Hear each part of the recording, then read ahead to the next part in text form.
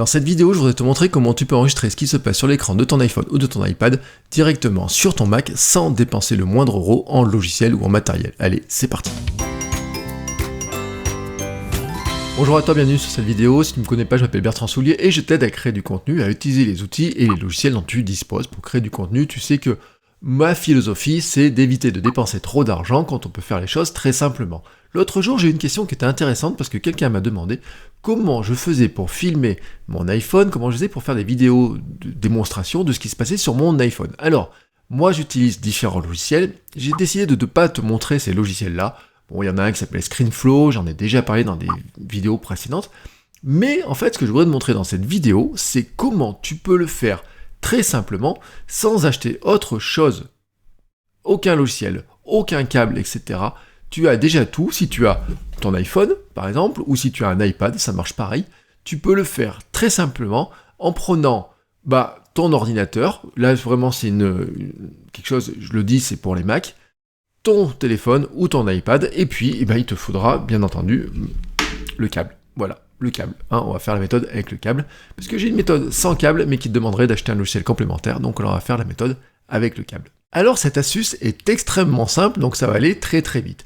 Tu branches d'abord le câble de ton téléphone sur ton ordinateur, sur ton Mac, tu le branches aussi sur ton téléphone ou sur ta tablette, et donc normalement il pourrait te mettre des petits messages, etc., des mises à jour, ça tu laisses faire. Ensuite, sur ton Mac, tu démarres un logiciel qui s'appelle QuickTime Player, qui est livré avec ton Mac, tu fais nouvel enregistrement vidéo. Alors là, il va peut-être mettre un petit peu de temps pour chercher ton iPhone ou ton iPad.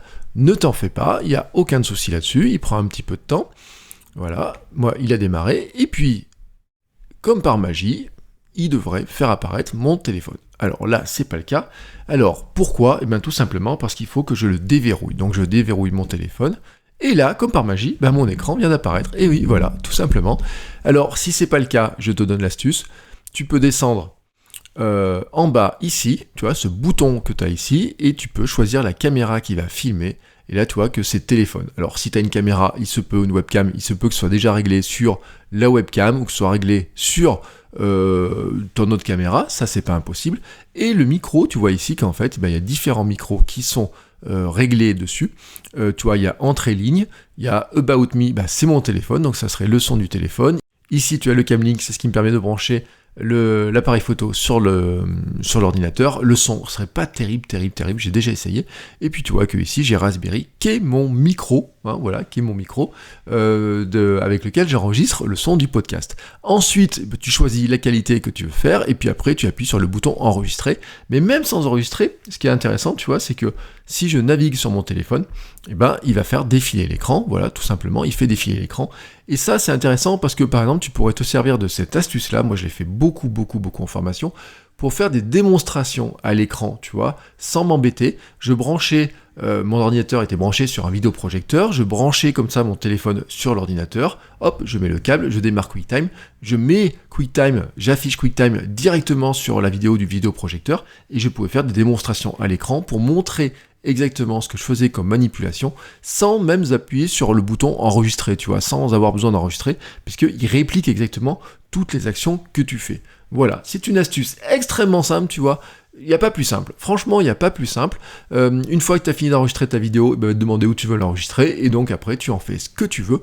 Ce qui est intéressant, je le dis, c'est que quand tu prends les options avec la petite flèche d'options ici, tu pourrais faire une démonstration sur ton téléphone tout en enregistrant ta voix avec le micro de ton ordinateur. Si par exemple tu as un micro de podcast comme ça, tu peux arriver à faire en fait des tutoriaux extrêmement simplement puisque tu vas récupérer la vidéo comme ça avec la démonstration de ce qui se passe à ton écran, un très bon son.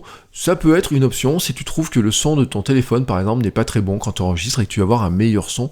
Voilà, quand tu veux faire des démonstrations par exemple pour diffuser, ça peut être une option qui peut exister.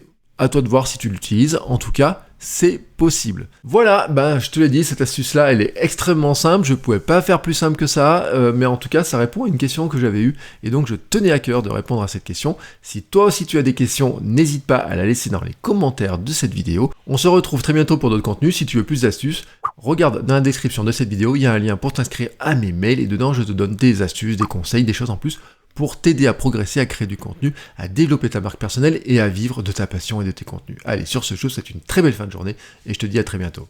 Ciao!